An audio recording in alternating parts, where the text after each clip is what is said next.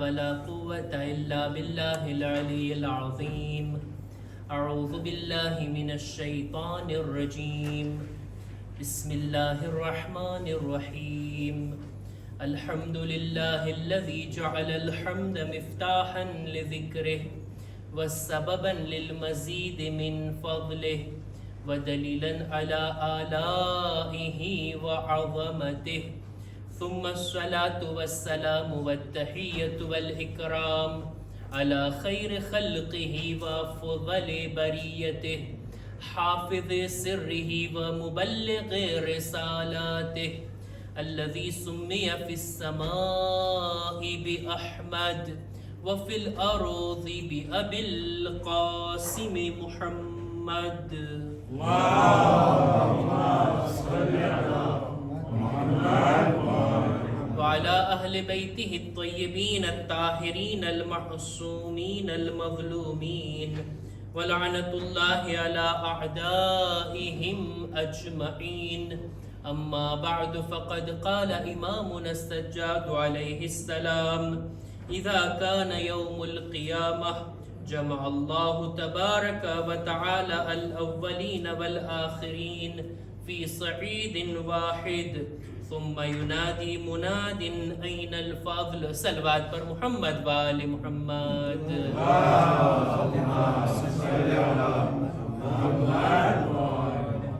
માહે શાબાન જેવો અઝીમ મહિનો, પૂરેપૂરો મહિનો ખુશહાલી મનાવવાનો આ મહિનો છે.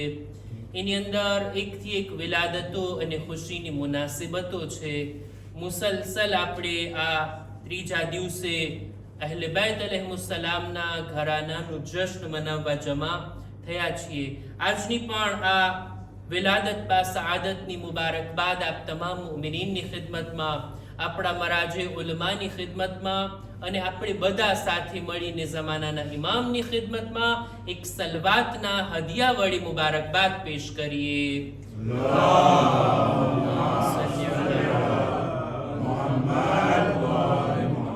વાત કરવી છે આપણા ચોથા ઇમામની. એમની વિલાદત જેવી રીતના કે મશહૂર છે, હિજરી સન 38 ની અંદર 5મી શાબાનના થઈ. મૌલા અલીની હયાતીમાં આપણા ચોથા ઇમામની વિલાદત થઈ છે. કહી શકાય અલીના ઘરમાં ફરી પાછા અલીનો જન્મ થયો છે.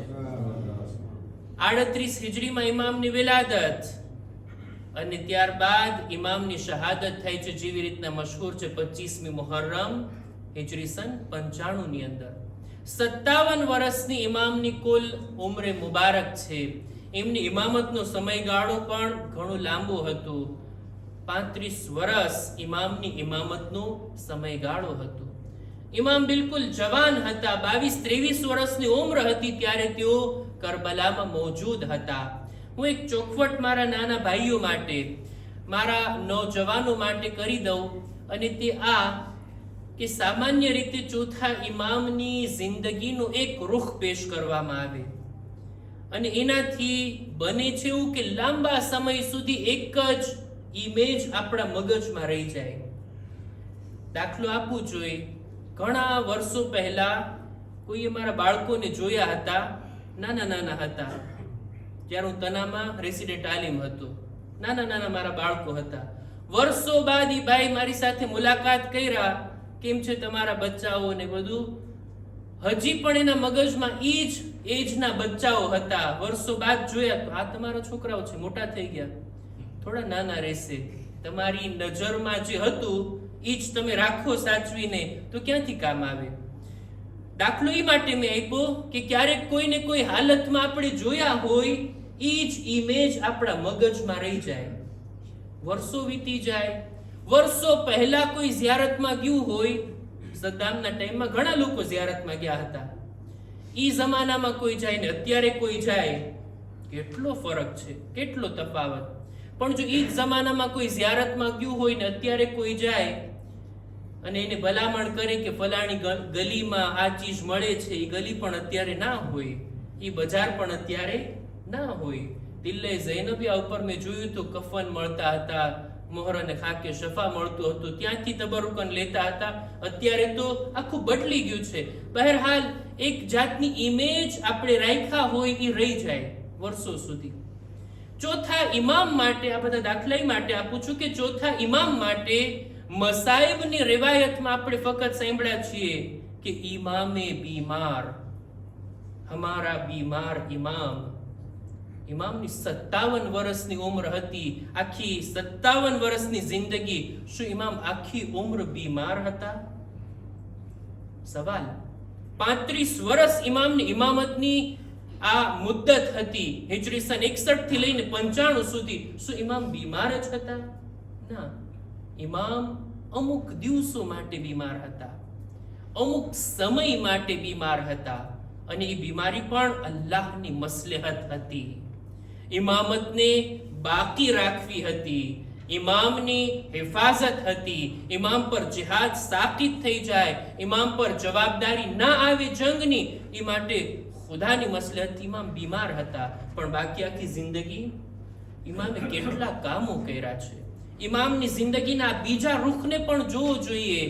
ઇમામની ઇમામતની શરૂઆત આપણે આ રીતના સાંભળ્યા છે કે કરબલામાં, અસરે આશુરના, પછી ઇમામ બીમાર હતા, કૈદી હતા, અસીર હતા. રિહાઈ બાદ ઇમામે શું કર્યું પોતાની ઇમામતની જિંદગીમાં? આપણે બુઝુર્ગ આલિમીદ્દીન કિતાબ લખે છે, આયતુલ્લાહ મોહમ્મદ રઝા હુસૈની જલાલી, પોતે કિતાબ લખા જિહાદુલ ઇમામ સજ્જાદ. ઇમામે સજ્જાદની કોશિશો, એમણે શું શું એક્ટિવિટીઝ કર્યા, આખી જિંદગીમાં એમણે કેવા કેવા મહત્વના કામો કર્યા, ખરેખર એની અંદર કેટલું વર્ણન છે. મારે આજે એક જ ઇમામની એક્ટિવિટીને બયાન કરવી છે, ટૂંક સમયમાં ઇન્શાઅલ્લાહ હું પૂરું કરીશ. અને તે આ કે ઇમામ હજના આશિક હતા. હજ કરવા માટે વારંવાર ઇમામ મદીનાથી મક્કા જતા, અને અજીબ અંદાજ હતો ઇમામનો જવાનો.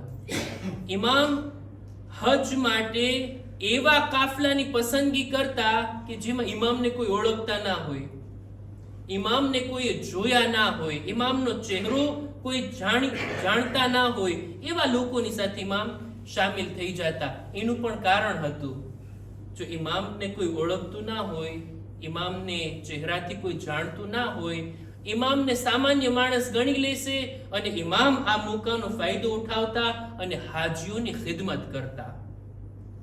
હુજ્જાજ, હાજીઓના કાફલા, ઇમામ એ લોકોની ખિદમત કરતા.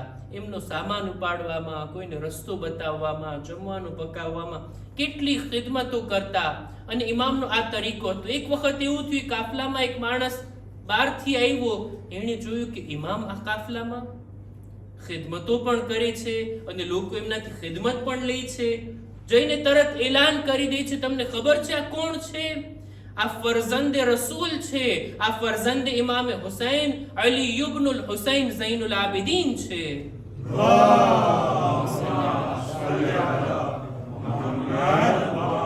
લોકો કદમોમાં પડી જાય છે, મૌલા તમે આટલો ગઝબ કર્યા, તમે અમને પોતાની ઓળખાણ ના કરાવ્યા, અમારે તમારી ખિદમત કરવી જોઈએ, તમે અમારી ખિદમત કરો છો. ઇમામ પેલા ઓળખાણ કરાવનારની સામે કહે છે, ભાઈ ત્યાં બરાબર ના કર્યું, આ લોકોની ખિદમતનો મોકો મારાથી છીનવી લીધો, શું જરૂર હતી ઓળખાણ કરાવવાની? આ રીતના નાશનાસ, ઓળખાણ વગર મને હાજીઓની ખિદમતનો મોકો મળતો. ઇમામ આ રીતના હજમાં જતા. એક વખત ઇમામ હજ માટે નીકળ્યા મદીનાથી, ઇમામ અને સાથે અમુક લોકો જ હતા. મદીનાથી નીકળે છે, રસ્તામાં એક રાહઝન મળે છે. રાહઝન ફારસીનો શબ્દ છે, એવા ચોર અને ડાકુ કે જેઓ રસ્તામાં બેઠા હોય, મુસાફિરોને લૂંટી લેતા, જે કઈ સામાન હોય બધો લઈ લેતા. એ રાહઝન, એ ડાકુ ઇમામના રસ્તાને રોકે છે, તલવાર બતાવે છે, હુમલો કરવાની ધમકી આપે છે. ઇમામ કહે છે, ભાઈ તને શું ખપે છે, તને શું જોઈએ છે, બોલ. કહે છે, હું બધો તમારો સામાન લૂંટી જઈશ અને તમને પણ કત્લ કરી નાખીશ. ઇમામ કહે છે, ભાઈ તને સામાનની જરૂર હોય, માલની જરૂર હોય તો લઈ જા, કત્લ કરવાની શું ના? કે હું તમારો માલ પણ લઈશ અને કત્લ પણ કરીશ. ઇમામ કહે છે, જો તું કત્લ કરીશ તો કાતિલ કહેવાઈશ, માલ લઈ જઈશ તો તું ચોર અને ડાકુ કહેવાઈશ.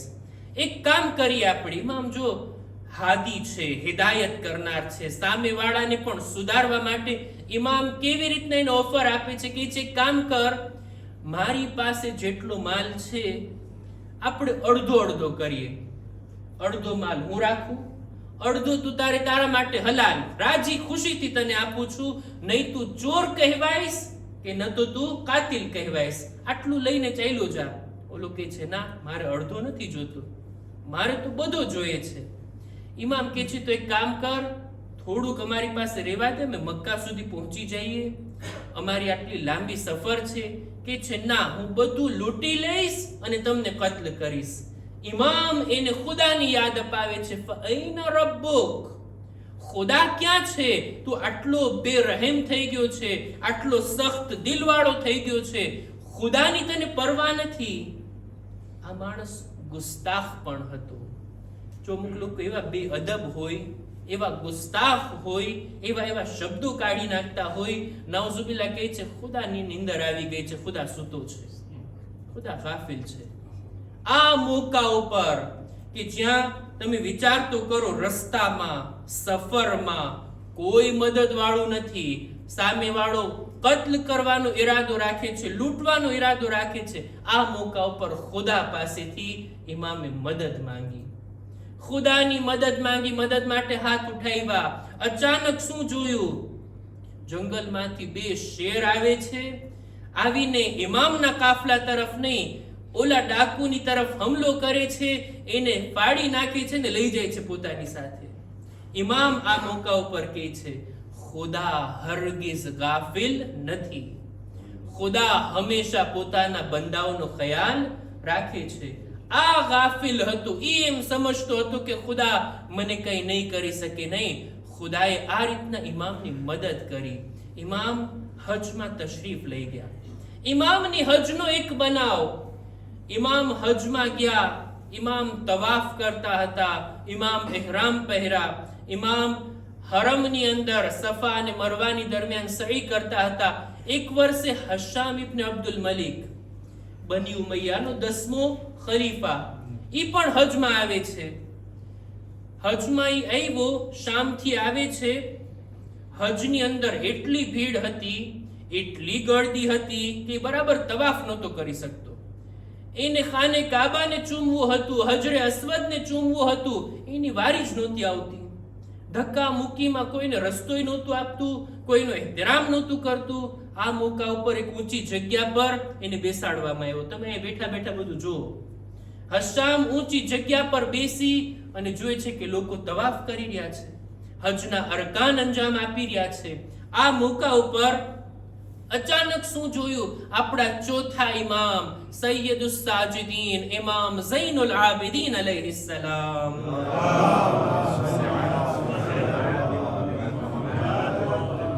હરમમાં દાખલ થયા. ઇમામનો નૂરાની ચહેરો, નૂરાની ઇહરામનો લિબાસ, ઇમામના બદનની ખુશ્બુ, ઇમામના ચહેરાનો રોબ, એમનો જલાલ, એમનો દબદબો. ઇમામ જેવા દાખલ થયા તવાફ કરવા માટે, લોકો આપોઆપ હટી જતા અને રસ્તો બની જતો. આરામથી ઇમામ તવાફ કરી લીધા. જ્યારે હજરે અસ્વદને ચૂમવા માટે આગળ વધે છે, આપોઆપ રસ્તો બની જાય છે અને ઇમામ સુકૂનથી હજરે અસ્વદને ચૂમી લે છે. હશામ દૂરથી જોઈ રહ્યો છે, આ ખલીફા, આ બાદશાહ જોઈ રહ્યો છે. શામના અમુક લોકો એનાથી સવાલ કર્યો કે આ કોણ છે કે જેને આટલી બધી સગવડતા મળી, આટલા આરામથી તેઓ હજના અરકાન અંજામ આપે છે. હશામ ઓળખે છે, છતાં એ નહોતો ચાહતો કે શામના લોકો અહેલે બાઈતને ઓળખી જાય, એટલે અજાણ્યું બની જાય છે. કે છે ખબર નહીં કોણ હશે, આ માણસને હું નથી ઓળખતો. હશામ ઓળખવા છતાંય ઇનકાર કરે છે અને શામના લોકોને આ ઇમામની ઓળખાણ નથી કરાવતો. આ મોકા ઉપર બાજુમાં જ એક અહેલે બાઈતનો વફાદાર શાયર ફરઝદક સાંભળી જાય છે. કે છે તું નથી ઓળખતો આ કોણ છે? હમણાં હું બતાવું છું કે આ કોણ છે, હું એની ઓળખાણ કરાવું છું કે આ કોણ છે. એવો જબરદસ્ત શાયર ત્યાં ને ત્યાં ઊભા ઊભા 40 શેર કીધા અહલે બૈતનો ફઝાઇલમાં, અહલે બૈતની ઓળખાણમાં અને અહલે બૈતની તારીફમાં 40 શેર. મારે એમાંથી 4-5 જ શેર પડવા છે. જો તમે તૈયાર હો તો એક સલવાત પર મુહમ્મદ વાલે મુહમ્મદ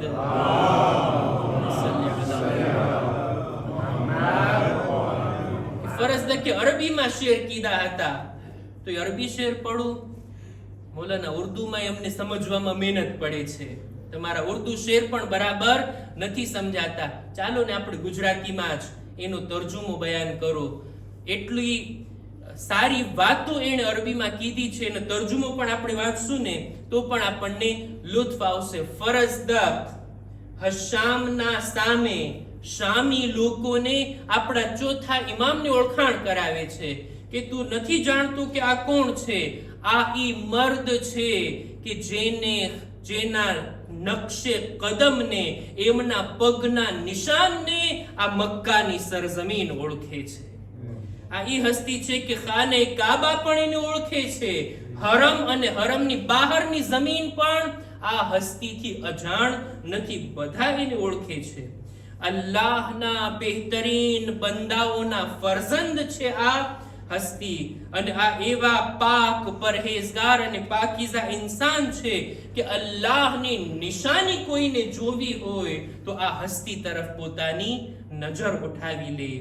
આ ઈ શખ્સ છે કે જેમના જદ રસૂલ ખુદા હઝરત મુહમ્મદ મુસ્તફા સલ્લલ્લાહુ અલૈહિ વસલ્લમ છે.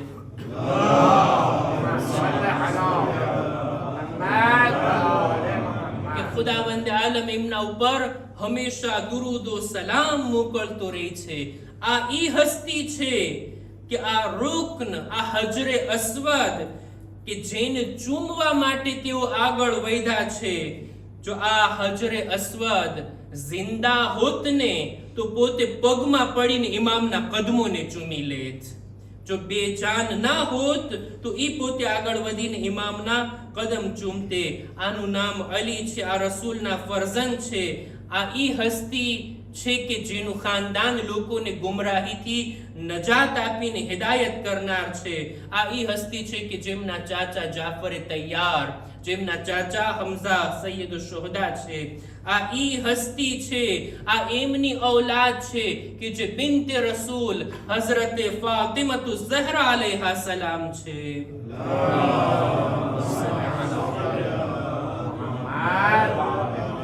અને આ રસૂલના જાનશીનના દીકરા છે કે જેમની તલવાર કાફિરો અને મુશરિકો માટે અઝાબ સમાન હતી. તું એમ પૂછે છે કે આ કોણ છે? તારા આમ પૂછવાથી એમની ફઝીલતમાં કઈ ફરક પડવાનો નથી. આ તો ઈ હસ્તી છે કે એને અરબ પણ ઓળખે છે અને અજમ પણ ઓળખે છે. એવી સરસ ઓળખાણ કરાવી, એવી સરસ મોરફી કરી આપણા ચોથા ઇમામની. હશામ ગુસ્સે થઈ ગયો. એના ઉપર ગુસ્સે થઈને એને ખીજાય છે કે ભાઈ આવા સારા શેર મારા માટે કેમ નથી પડતો? ત્યારે ફરજદક કહે છે તારા બાબા જો એના બાબા જેવા હોત, તારી માં જો એમની વાલિદા જેવી હોત તો પછી તારા અને તારા ખાનદાનના વખાણ કરતે. નથી એના જેવા કોઈ ખાનદાન વાળા એટલે અમે એમના ગુણ ગાઈએ છીએ. એટલો એના ઉપર ગુસ્સે થાય છે હશામ કે હુકમ આપે છે કે ફરજદકને જે કંઈ દર મહિને માલ આપવામાં આવતો હોય એના હકનો એને બંધ કરી દેવામાં આવે. એને મદીના અને મક્કાની દરમિયાન એક બીજી દૂર જગ્યામાં એને તબઈદ કરી દેવામાં આવે, ત્યાં એને મોકલી દેવામાં આવે. આપણા ચોથા ઇમામને બાદમાં જાણ થઈ કે ફરજદકે આ રીતના શેર કીધા, એના બદલામાં એનો માલ પણ બંધ થઈ ગયો. એને કંઈ જ હક મળતો હતો એ બંધ થઈ ગયો બૈતુલ માલથી અને એને બીજા ગામમાં મોકલી દેવામાં આવ્યો. ઇમામ તરત જ 12,000 દિરહમ એની તરફ રવાના કરે છે, મોકલે છે અને સાથોસાથ પૈગામ પણ આપે છે કે માફ કરજો, અમે તને ઓછું આપ્યા, આનાથી વધારે અમારી પાસે હોત તો પણ અમે તને આપતે. ફરજદક પાસે જ્યારે 12,000 સિક્કાની થેલી આવી એટલે તરત પૈગામ લખે છે, મૌલા આ બધા શેર મેં આ રકમ મેળવવા માટે નહીં, ખુદાની ખુશી માટે મેં તમારા વખાણ કર્યા છે. હું આની કિંમત, આની જે કઈ ઉજરત છે હું એને લેવા નથી માંગતો, હું ખુદા પાસેથી એનો બદલો મેળવીશ, એમ કહીને એ પાછું વાળી દે છે. ઇમામ પણ ફરી પાછા આ માલને મોકલાવે છે અને પૈગામ લખે છે કે ખુદા તારા દિલની ચોખ્ખી નિયતને બહેતર જાણે છે. બેશક તે ખુદાની ખુશી માટે આ શાર કીધા, પણ અમારો હક જેને તું ઓળખે છે એનો વાસ્તો આપીને અમે ચાહીએ છીએ કે અમારા આ માલને તું કબૂલ કર. ત્યારે ફરજદક એમના માલને કબૂલ કરે છે અને શુક્રિયા કરે છે. આ છે આપણા ચોથા ઇમામ, આ છે આપણા આકા અને મૌલા. એમની અખલાકી વાતો, એમની હજની સફરની વાતો ઘણી બધી નજરોથી પસાર થઈ, પણ ટૂંકાવતા ઇમામની એક હદીસને બયાન કરીને હું વાતને પૂરી કરું. ઇમામ ફરમાવે છે, રાવીનું નામ છે અબુ હમઝા સુમાલી, પોતે કહે છે કે આપણા ચોથા ઇમામ ઇમામે ઝૈનુલ આબિદીન અલૈહિસ્સલામ એક હદીસની અંદર બયાન ફરમાવે છે કે કયામતના દિવસે ખુદા બધા લોકોને એક મેદાનમાં જમા કરશે અને એમાં એક ફરિશ્તો આવીને નિદા આપશે, અયના અહલુલ ફઝલ, ફઝીલતો વાળા લોકો ક્યાં છે? અમુક લોકો ઊભા થશે, આ ગ્રુપમાંથી અમુક લોકો જુદા થશે અને એ લોકો ફરિશ્તાઓની સામે આવશે. ફરિશ્તાઓ સાથે જ્યારે મુલાકાત થશે, ફરિશ્તાઓનો સવાલ, ભાઈ એવી કઈ ફઝીલત હતી તમારામાં કે ખુદા આ રીતના તમને અહેલે ફઝલ તરીકે પુકારે છે? ત્યારે આ લોકો જવાબમાં કહે છે, અમે દુનિયામાં એવા હતા કે અમારા પર કોઈ જુલ્મ કરે ને અને જ્યારે અમારા શાનમાં કઈ ગુસ્તાખી થતી, અમારા ઉપર કોઈ જુલ્મ કરતું, અમારા ઉપર કોઈ જ્યાદતી કરતું, અમે એવા મોટા દિલવાળા હતા કે અમે એને માફ કરી દેતા હતા.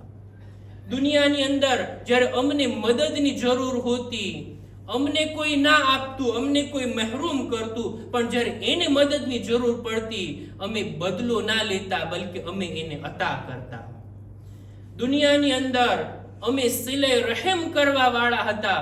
અમારા ખાનદાનના લોકો ભલે અમારાથી મોઢું ફેરવી લેતા, પણ અમે ક્યારે એમનાથી કતએ રહેમ ના કરતા અને એમની સાથે હંમેશા સિલે રહેમ કરતા હતા.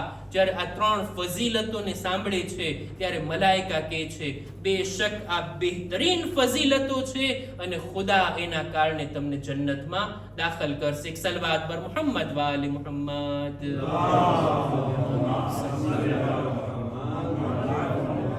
ખુદાની બારગાહમાં આપણે દુઆ ગુજારીએ, પરવરદિગારા આપણા ચોથા ઇમામના વાસ્તાથી એમની સીરત પર અમલ કરવાની, બોલનાર સાંભળનારને નેક તૌફીક અતા કર.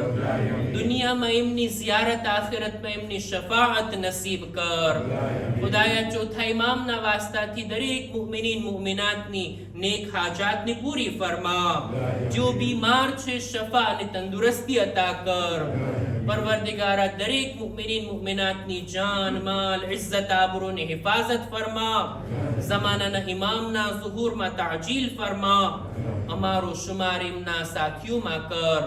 રબ્બના તકબ્બલ મિન્ના ઇન્નકા અંતસ સમીઉલ અલીમ. પર મુહમ્મદ વાલે મુહમ્મદ સલવાત.